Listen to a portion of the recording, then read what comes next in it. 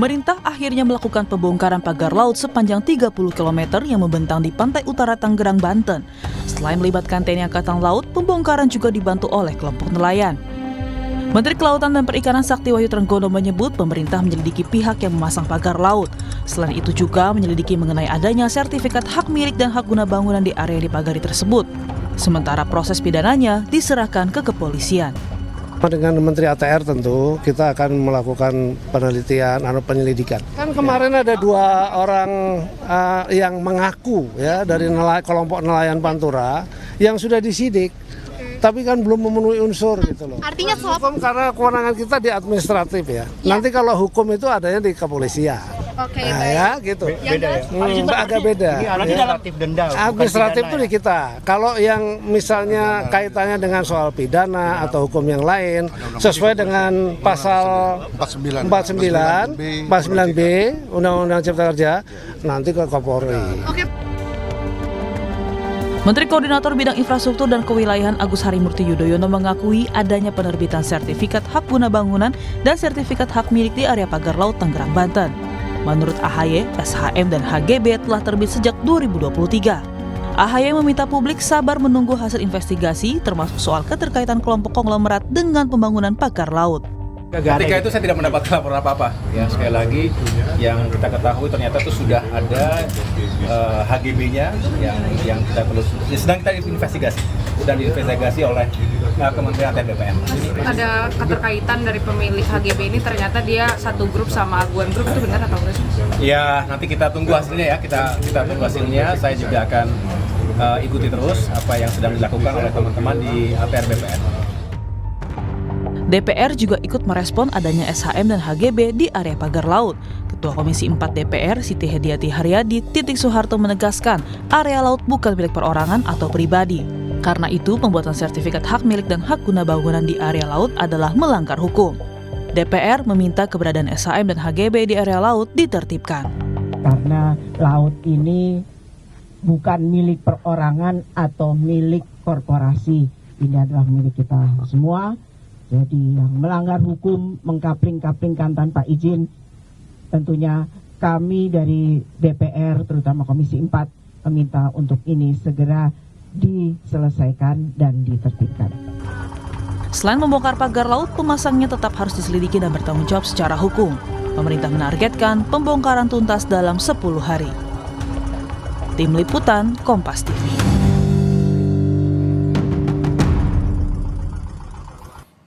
Saudara, pembongkaran pagar laut di Tangerang terus dilakukan dan pemerintah menargetkan pembongkaran akan selesai dalam 10 hari.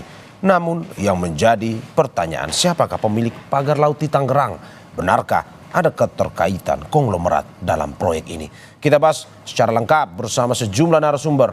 Pertama, Sekjen Koalisi Rakyat untuk Keadilan Perikanan atau Kiara, Susan Herawati yang kita masih tunggu kedatangannya. Dan melalui sambungan Zoom, staf khusus Menteri Kelautan dan Perikanan Doni Ismanto. Selamat pagi Mas Doni. Selamat pagi. Juga anggota Komisi 4 DPR Daniel Yohan. Selamat pagi Mas Daniel. Pagi Bang. Serta dosen Ilmu Hukum Universitas Hasanuddin Hamid Awaludin. Selamat pagi Pak Hamid. Pagi. Selamat pagi Bapak-Bapak, terima kasih sudah bergabung di Sapa Indonesia Pagi hari ini. Saya ke Mas Doni terlebih dahulu. Mas Doni kemarin ya mendapatkan apresiasi atas keberanian pemerintah dalam melakukan pembongkaran pagar laut. Tetapi kalau melihat pada hari ini adalah hari ketiga pembongkaran tersebut. Apa yang bisa dijelaskan? Berapa personilnya? Apakah sama banyaknya seperti kemarin atau bagaimana? Ya, personilnya saya itu konsisten ya, kita kan shift-shiftan dan kan kita sudah punya target 10 hari ya. Jadi rencana operasinya sudah dibuat, jadi nanti siang kita lihat lah. Kalau cuacanya bagus ya bisa konsisten. Ya, targetnya apakah tetap di 10 hari atau melihat misalkan mungkin cuaca dan segala macam, apakah memang akan mungkin lebih lama atau lebih cepat bisanya? Ya, rentangnya itu 10 sampai 15 hari, tapi kan logistik kita siapkan buat 10 hari. Ya. Apakah hari ini Pak Menteri akan tiba atau Pak Menteri hari ini sama Pak Daniel tuh hari ini jam 11 nanti. Oke, berarti akan ke DPR nanti ya, Pak Menteri. Oke. Betul. Oke, evaluasi apa yang Anda dapatkan pada hari kedua kemarin melakukan pembongkaran tersebut, Mas Doni?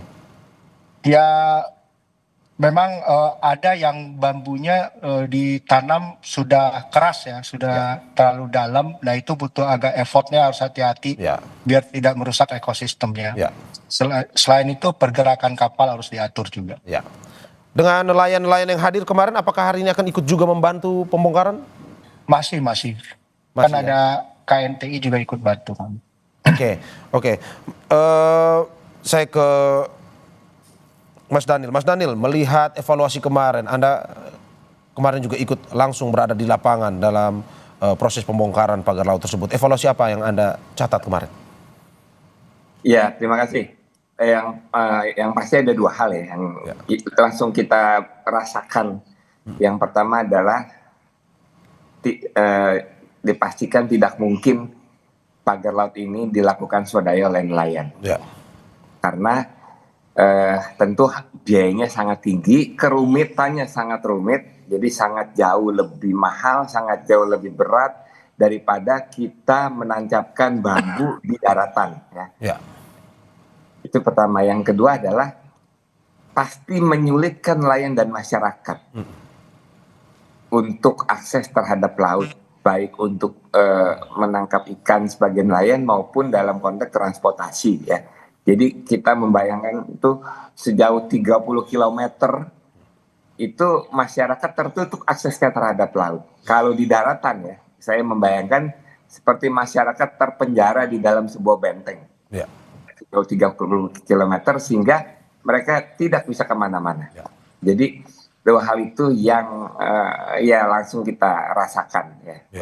Dan ya, kita bersyukur proses pembongkaran sudah dilakukan sehingga itu sama saja membebaskan kembali masyarakat, membebaskan kembali nelayan untuk mengakses laut, untuk menangkap ikan maupun dalam konteks transportasi. Oke. Itu.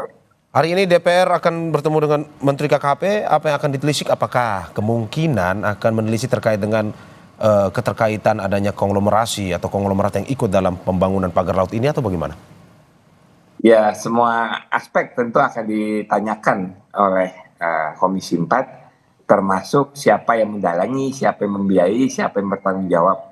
Kita berharap kementerian, pemerintah dalam hal ini KKP tidak hanya sanggup membongkar, tetapi tidak sanggup menjelaskan kepada masyarakat siapa yang bertanggung jawab, apa yang sesungguhnya terjadi, dan melakukan tindakan tegas secara hukum.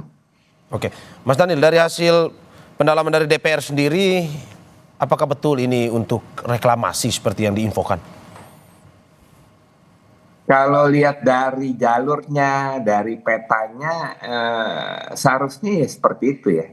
Jadi, tetapi kan semua kepastian informasi, semua kepastian pengungkapan apa yang terjadi itu harus disampaikan pemerintah. Karena yang punya aparat melakukan penyelidikan, yang punya kemampuan untuk menjelaskan adalah, dan mempunyai kewajiban untuk menjelaskan adalah pemerintah ya. Sehingga kita mendorong ini segera dilakukan, jangan sampai pemerintah itu kalah dengan masyarakat sipil, dengan netizen ya, yang selalu mendahului penjelasan pemerintah dalam persoalan ada munculnya HGB, dalam persoalan ada munculnya hak milik, bahkan nama-nama pemilik. Nah, saya rasa ini juga menyangkut wibawa pemerintah, menyangkut kemampuan pemerintah untuk menegakkan hukum dan peraturan, bahwa tidak boleh ada pihak yang melampaui negara. Oke, saya ke Mas Doni. Mas Doni, bagaimana melihat DPR melihat ini ada upaya untuk reklamasi? Ya, terima kasih. Memang ketika kemunculan pertama itu masih waktu 7 kilo, ketika bulan Agustus 2023, kita tuh sudah turun ke lapangan dan kita sudah tanya kepada nelayan, dibilangnya itu untuk kerang hijau. Nah, tapi sampai ke sini kan ternyata jadi 30 kilo gitu kan, dan memang dugaannya yang Pak Daniel bilang itu mungkin itu bisa jadi juga benar, kalau, dan banyak juga para ahli sudah bilang itu kayak dia menahan sedimentasinya agar nanti lama-lama daratannya naik. Tapi kan ini butuh uh, investigasi yang mendalam secara akademis juga, apakah ini mungkin dilakukan dan sebagainya. Tapi karena ini masih penyelidikan yang sekarang kan, karena dengan ada data baru dari ATR BPN, itu sangat membantu. Oh, ini ternyata tujuannya, jadi ada tujuan lain. Jadi kalau kita runut ke belakang, kita ini KKP ini taunya kan tiba-tiba, bukan tiba-tiba, taunya ada ada bambu nancep gitu loh. Ya. Dari kacamata KKP melihatnya itu ada kegiatan menetap memanfaatkan ruang laut tanpa izin. Ya kan? Jadi kami fokusnya waktu itu ya ini bambu mau diapain gitu. Nggak punya izin ya kita mau denda atau mau cabut kan gitu kan. Nah, hari Senin kemarin baru keluar dari Pak Nusron, itu ada sebagian dari area bambu itu bersertifikat. Nah, dari situ muncul lagi teori, oh ini jangan-jangan buat dijadiin daratan gitu loh.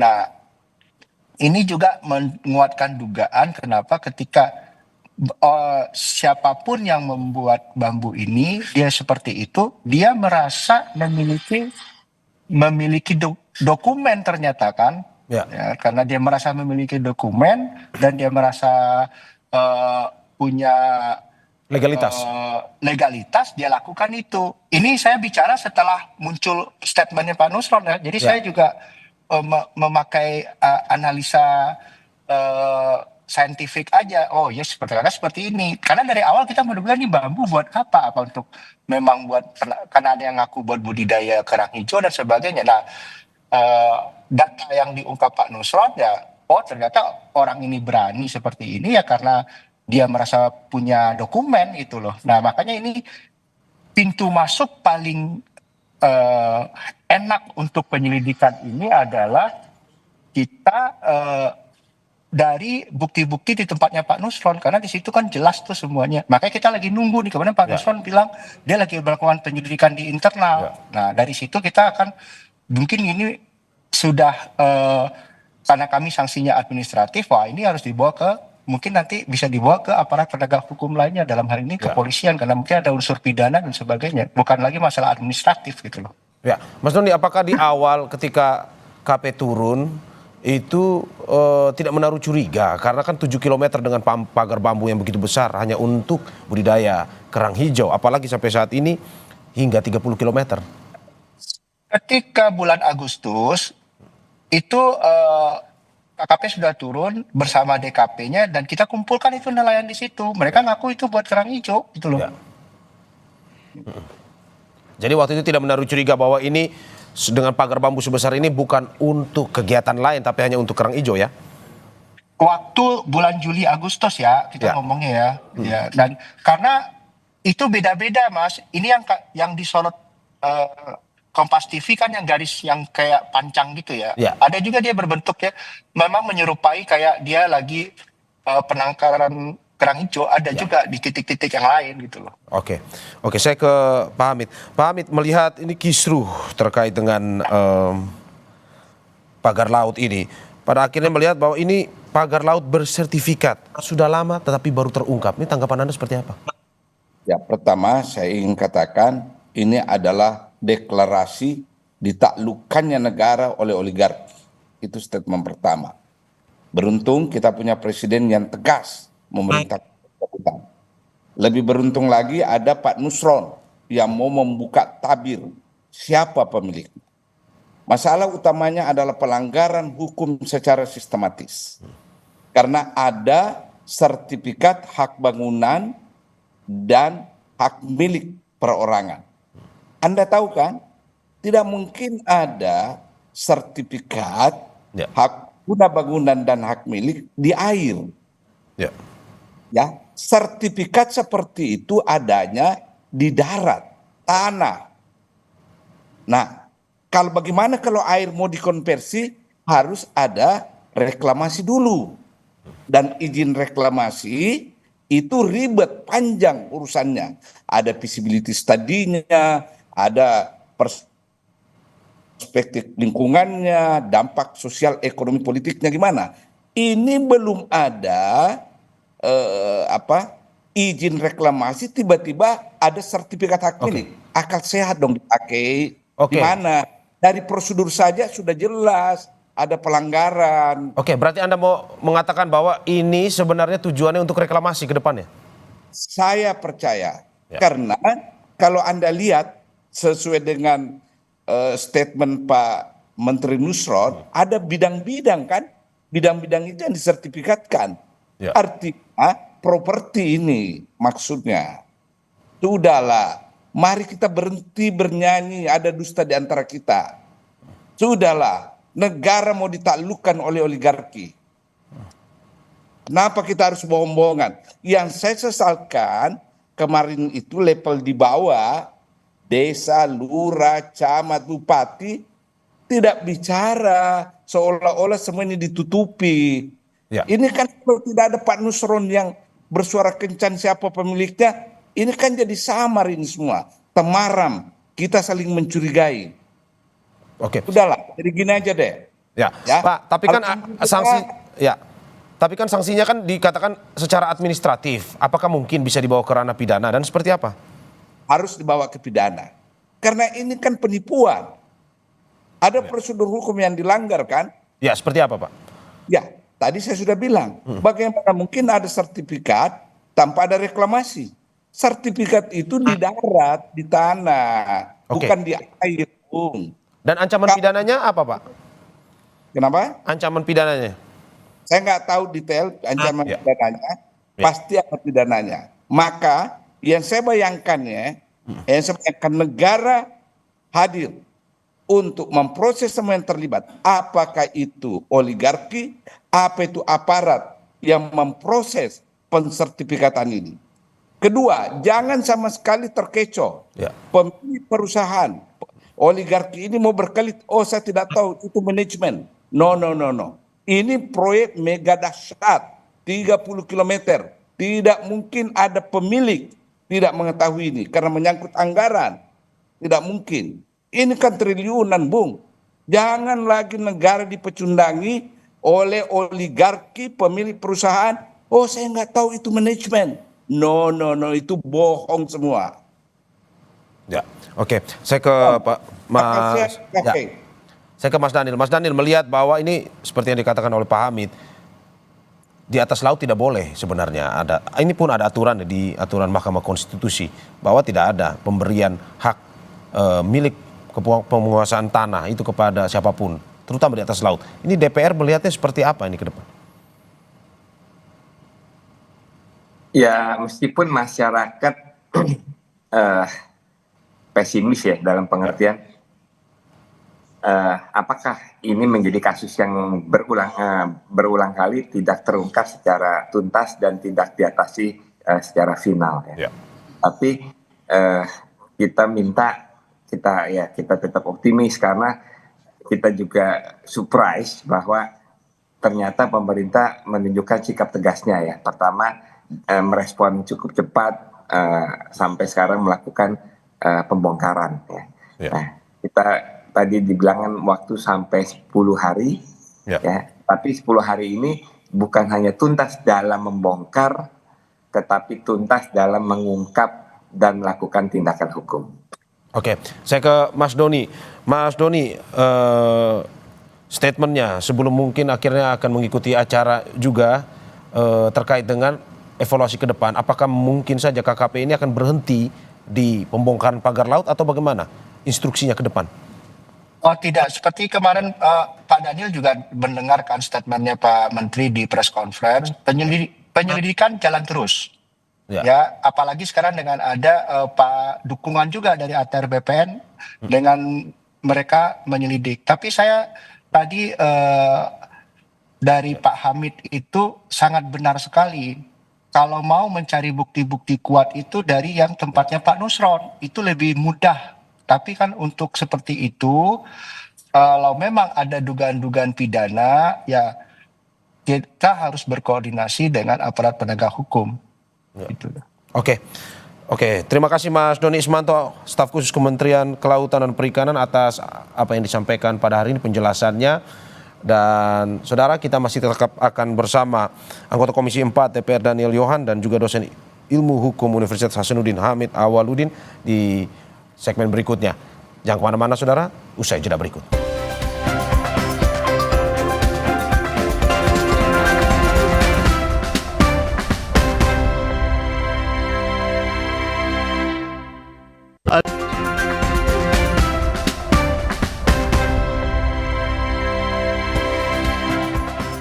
Terima kasih masih di Sapa Indonesia Pagi bersama saya Mario Sarong dan dua narasumber saya, anggota Komisi 4 DPR Daniel Johan dan dosen Ilmu Hukum Universitas Hasanuddin Hamid Awaludin, dan juga kita sudah kedatangan Sekjen Koalisi Rakyat untuk Keadilan Perikanan atau KIARA, Susan Herawati. Selamat pagi Mbak Susan, terima kasih sudah hadir. Mbak Susan, melanjutkan pembicaraan yang tadi, bagaimana Anda melihat bahwa polemik HGB yang ada di wilayah Laut Kabupaten Tangerang yang akhirnya dibangun pagar laut ini, dari investigasi KIARA, apa sebenarnya? Tujuan apa sebenarnya?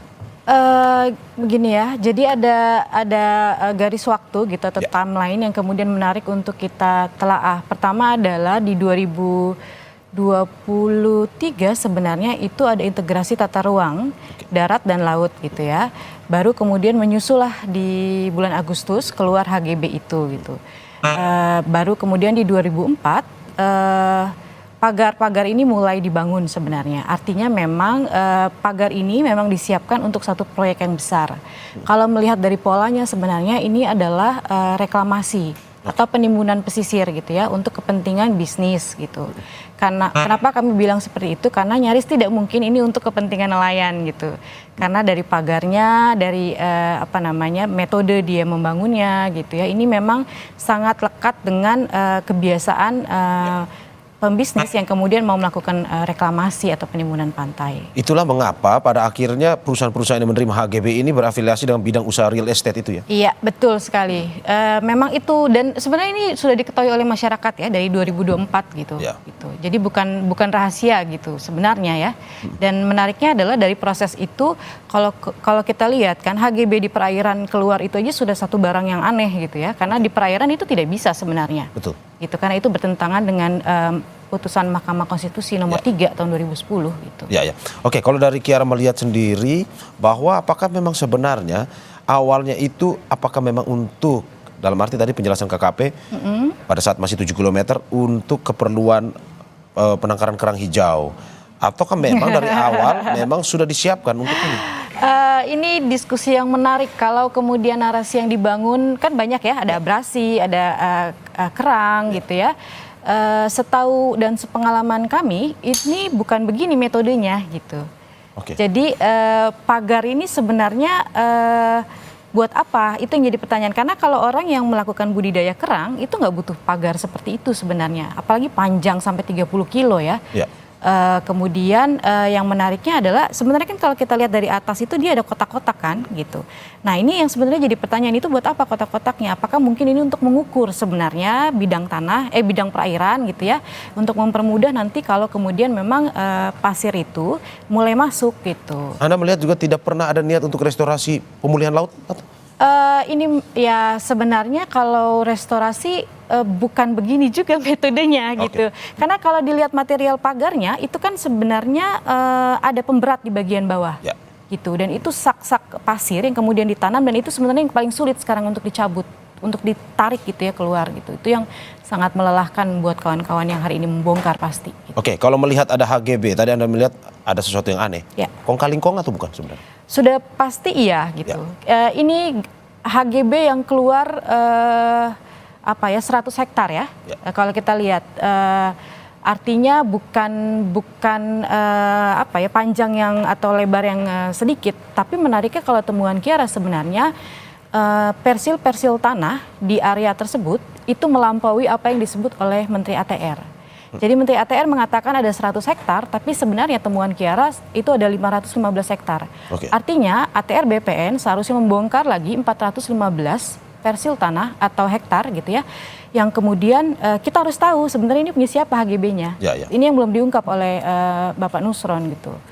Mbak, ini sejalan dengan pernyataan Pak Hamid tadi yang mengatakan bahwa negara dalam tanda kutip tunduk terhadap oligarki? Bisa dikatakan iya gitu ya, karena payung dari semua carut-marut ini adalah Undang-Undang Cipta Kerja. Oke. Gitu. Oke Mbak, ini tapi ada beberapa pernyataan bahwa Menteri ATR sendiri, yang baik yang sekarang maupun yang dulu, Pak Hadi Cahyanto mengatakan bahwa dia tidak mengetahui, kita lihat tunggu saja, tetapi aturan untuk mendapatkan hak atas tanah tersebut harus melewati 3 tingkatan. Ini saya baca, yaitu Menteri, Kepala Kantor Wilayah, dan Kepala Kantor Pertanahan. Menurut Anda, menterinya tahu atau tidak sebenarnya? Kalau dibilang tidak tahu harusnya aneh ya, gitu. Harusnya aneh? Harusnya aneh, harusnya ditahu lah, nggak mungkin nggak tahu. Pertama adalah gini, ada pola yang menarik dalam pelepasan HGB gitu ya. Kantor-kantor pertanahan ini mengeluarkan HGB atau persil tanah itu selalu di bawah 2 hektar. Artinya memang kewenangannya ada di kantor pertanahan itu, gitu. Dan kalau kemudian dikatakan tidak tahu, tidak mungkin, karena kan kita ada satu data besar ya, big data yang harusnya ATR BPN punya. Karena itu juga bisa kok diakses di big gitu ya, di bumi misalkan, itu bisa diakses. Artinya nggak mungkin ATR BPN nggak tahu. Gitu. Termasuk aneh juga kalau misalkan Agus Harimurti Yudhoyono mengatakan bahwa dia tidak tahu. Itu aneh, atau mungkin ada yang tidak melapor ya. Oke. Saya ke Pak Daniel. Pak Daniel, ini melihat ada beberapa menteri yang mengatakan bahwa saya tidak tahu. KKP pun bilang baru tahu dari Pak Menteri Nusron Wahid terkait dengan HGB ini. Dalam arti bahwa ini yang akan DPR gali, bahwa kok bisa ada koordinasi yang tidak lengkap antara satu kementerian dan kementerian lain, dan juga ini kan sebuah proyek besar, masa tidak tahu? Ya tentu Pak Menteri nanti akan menjelaskan ya. Karena sempat terkesan saling berbeda antara Menteri KKP dengan kementerian lain atau institusi lain dalam mengatasi kebijakan ini. Tetapi dari konteks ATR sebenarnya sangat berkaitan, tetapi memang itu kan di luar Komisi 4 ya. Nah, kecuali nanti memang DPR membentuk pansus ya. Nah, pansus itu baru bisa mengundang seluruh lintas kementerian, lintas komisi. Oke, terkait dengan kong kali kong seperti ini, DPR punya fokus untuk menggali terkait itu juga atau bagaimana? Tentu, tetapi kan memang kita saat ini akan fokus mendorong memastikan kementerian mitra kami, KKP, kehutanan ya. Harusnya juga lingkungan hidup, tetapi lingkungan hidup sudah ke-12, itu mempunyai tanggung jawab besar untuk mengungkap dan menjelaskan apa yang terjadi. Karena bagi kami, kalau istilah saya itu, ini semua nggak akan terjadi kalau nggak ada konspirasi. Jadi ini bisa terjadi karena memang ada konspirasi dari banyak pihak. Nah, tinggal pemerintah harus menjelaskan konspirasi apa yang sedang berlangsung saat ini. Oke, kalau dari kecurigaan DPR, konspirasi seperti apa? Ya tentu kan antara pihak yang memang bertanggung jawab, entah membiayai, entah berkepentingan dengan pihak-pihak terkait yang menyangkut perizinan, itu semua kan pasti saling terkait. Karena 30 kilo loh nggak tanggung-tanggung. Kalau misalkan panjangnya 30 kilo ya, ke dalamnya itu katanya 1 kilo. Itu berarti kan 10.000 kali 30.000 itu sama dengan 30 juta meter persegi atau 3.000 hektar. Kalau 30 juta meter, 1 meter aja 1 juta itu udah 30 triliun. Tapi di sana harga sekarang 15 sampai 20 juta. Berarti 1.200 triliun. 1.200 triliun bukan hanya untuk penangkaran kerang hijau ini Pak ya? 1.200 triliun itu ya mungkin 5 bulan membiayai seluruh operasional negara. Oke, saya ke Pak Hamid. Pak Hamid, bagaimana melihat bahwa tadi disebutkan oleh Kiara kemungkinan ada kong kali kong dalam pembongkaran pagar laut ini. Apakah mungkin kong kali kong ini mungkin saja bisa dimasukkan dalam ranah hukum, ditindak secara hukum? Ya sangat bisa. Karena kan mekanisme dan proses perizinan itu sudah tidak masuk akal semua. Nah, begitu proses dan mekanisme ditempuh secara tidak masuk akal, ya pasti ada pelanggaran. Seperti yang saya katakan tadi. Tapi saya ingin awali statement saya mengatakan begini. Dulu generasi saya itu ada peribahasa mengatakan pagar makan tanaman. Ya. Sekarang dalam kasus ini pagar melahap negara. Titik.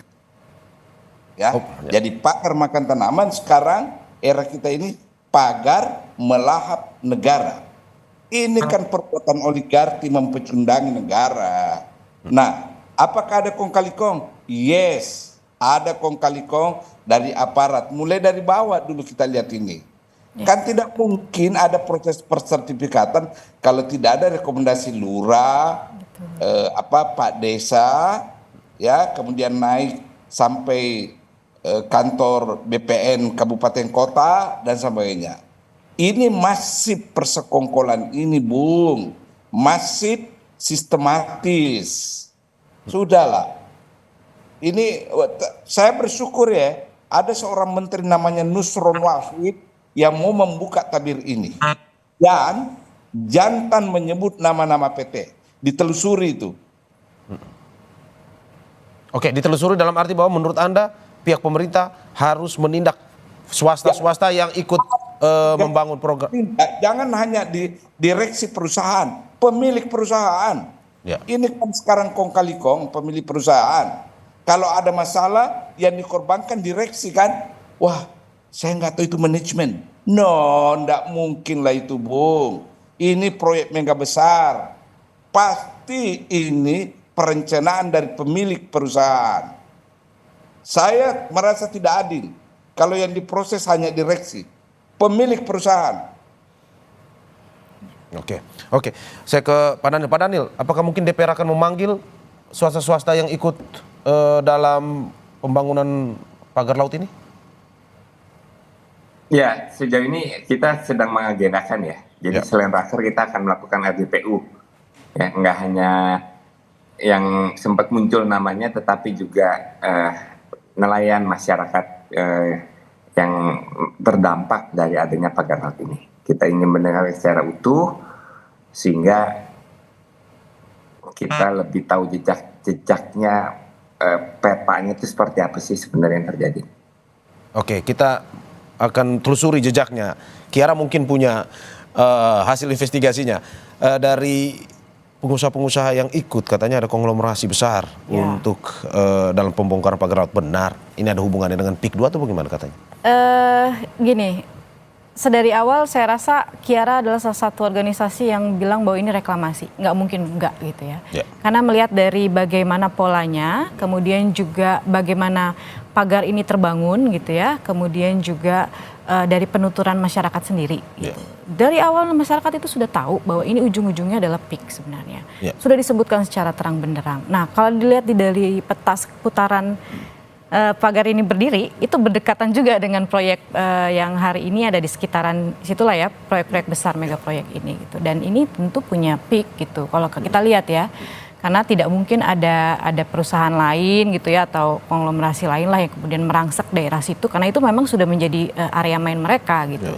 Dan kalau melihat polanya juga tadi bagaimana tadi dari bawah sekalipun tukang ukurnya pun sudah terpesan gitu ya, artinya memang sudah didesain untuk kemudian ujung-ujungnya ya reklamasi. Dan kalau kita runut kembali ke belakang 1 tahun ke belakang, bagaimana kemudian KKP juga semangat sekali melakukan atau membuka keran ekspor pasir gitu.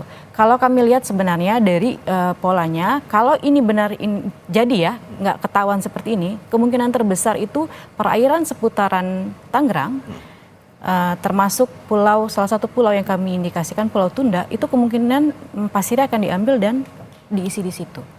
Jadi kalau kami bilang ada reklamasi alami, itu bukan reklamasi alami, itu apa ya, salah lah menurut kami gitu. Ini mau ngomongin apa, reklamasi apa sedimentasi nih Bapak Menteri KKP kemarin kan bilang gitu.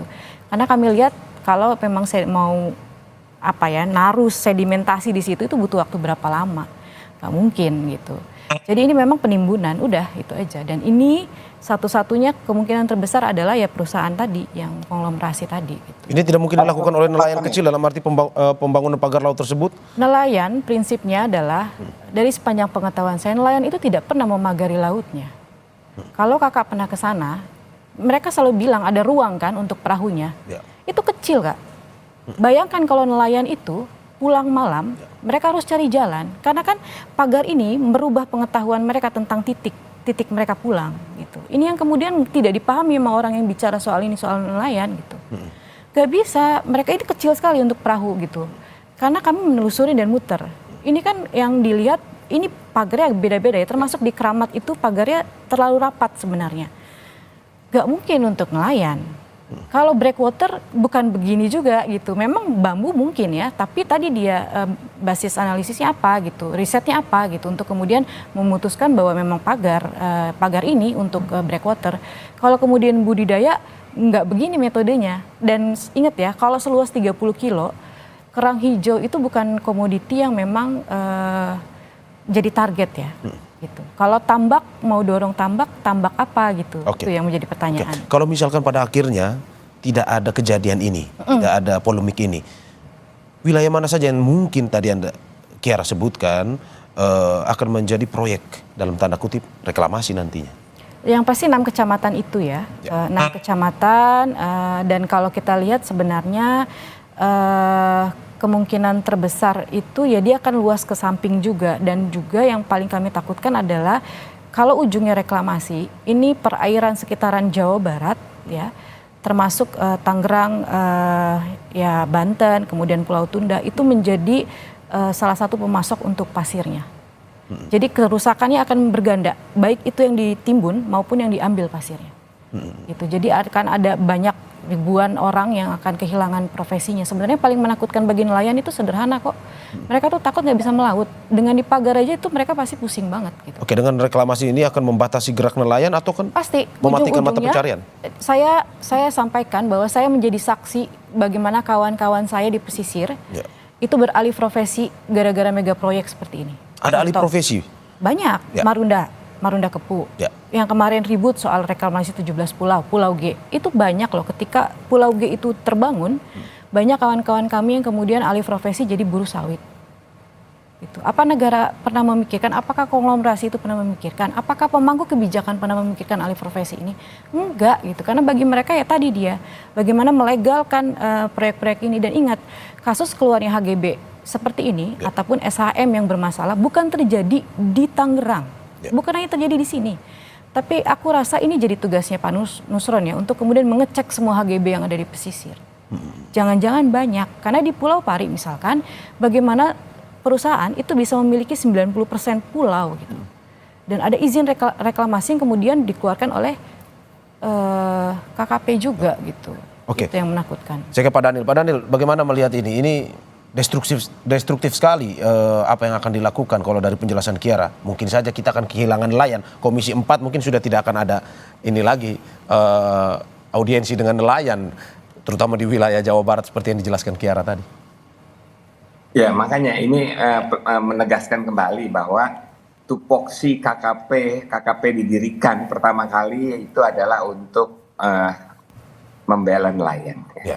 Justru jangan malah keberadaan KKP itu memusnahkan nelayan. Nah, kita tentu ini harus kita ingatkan. Nah, bagaimana membela nelayan, tentu semua jalur penghidupan, hak penghidupan nelayan itu jangan lama-lama, jangan sedikit-sedikit terus menjadi habis. Gitu. Sehingga ini menjadi pintu masuk untuk menyelesaikan benar, nggak hanya di sini. Bahkan ini pengulangan metode yang sudah lama terjadi di Makassar misalnya.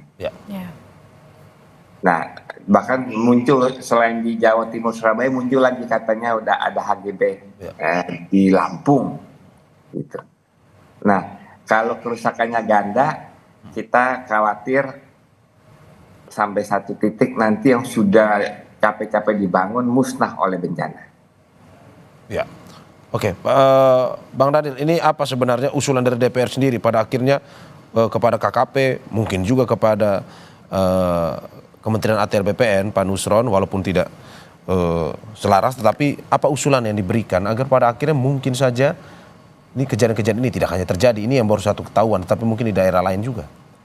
Ya, jaga wibawa pemerintah, jaga kedaulatan negara, dan tunjukkan bahwa Indonesia adalah negara hukum. Ya. Sehingga bisa memberikan rasa keadilan bagi rakyatnya. Itu aja yang penting. Oke, Pak, ini sedikit terkait dengan pemanggilan Menteri KP pada hari ini. Apa saja akan digali dan jam berapa nantinya, Pak? Awalnya jam 10, tetapi karena ada rapat paripurna, segera langsung setelah rapat paripurna mungkin sekitar jam 11. Oke, poin-poin apa saja akan mungkin saja digali setelah kemarin pembongkaran di hari kedua? Ya, poin utama mengenai pagar laut ya. Tentu hal lain tentu bisa ditanyakan, tetapi fokus yang utama adalah pagar laut. Semua hal tentu anggota akan mempertanyakan. Oke. Ya, sehingga yaitu pemerintah jangan kalah dengan masyarakat sipil, dengan netizen canggih itu bisa membongkar. Apalagi media ini. Ya. Oke, saya terakhir ke Pak Hamid. Pak Hamid, bagaimana melihat polemik ini terkait dengan ranah hukumnya, apa yang harus dilakukan sehingga negara bisa lebih tegas dalam menindak, terutama yang Anda bilang tadi, tidak boleh kalah dengan oligarki. Harus tepat proses penyidikan. Ya. Siapa yang terlibat? Yang saya khawatir kalau terlambat, begitu proses penyidikan terhadap direksi, kemudian aparat level bawah, pemilik perusahaan langsung sakit di Singapura. Ya. Untuk menghindari. Atau lari ke Pina, atau lari kemana. Itu yang saya khawatirkan. Setelah itu minta suaka karena takut disidik di Indonesia. Nah, sekali lagi Bung, harus ada koordinasi dengan baik ini untuk mencari titik salah antara KKP dengan kantornya Pak Nusrat. Karena tadi ada penjelasan sebenarnya KKP sudah tahu sejak tahun lalu bulan Juli sudah ada 7 km. Ya. Nah, ini yang harus ditelusuri. Setelah dia tahu, masa mau dibodohi oleh orang yang mengklaim itu keran hijau, itu sudah tidak masuk akal. Ini kan 7 km sudah panjang. Nah, itu harus ditelusuri. Kenapa tidak dilanjutkan investigasi pada saat diketahui ada 7 km patok? Ya. Yang kedua, secara teknis, data yang dari Pak Nusron tentang siapa-siapa yang terlibat itu harus segera diproses. Jangan didiamkan dengan istilah rapat koordinasi. Ya. Kan tidak ada data. Premnya ini kan jelas bahwa mereka memiliki hak sertifikat guna bangunan dan hak ini ya di air, itu sudah pelanggaran. Ya. Di air. Apakah orang yang memproses dari bawah, desa, lurah itu panggil semua. Ya. Hanya ini caranya memulihkan nama baik negara. Sekali lagi, negara tidak boleh dilahap oleh oligarki. Begitu negara kompromi dengan oligarki, saat itulah hukum tidak akan pernah tegak, wibawa pemerintah akan hilang. Oke. Negara tidak boleh dilahap oleh oligarki. Terima kasih Bapak-bapak, Ibu-ibu atas apa yang disampaikan. Sekjen Koalisi Rakyat untuk Keadilan Perikanan atau Kiara Susan Herawati. Terima kasih Mbak. Terima kasih. Terima kasih anggota Komisi 4 DPR Daniel Yohan. Terima kasih Mas Daniel. Dan terima kasih dosen Ilmu Hukum Universitas Hasanuddin Pak Hamid Awaludin. Semoga sehat selalu.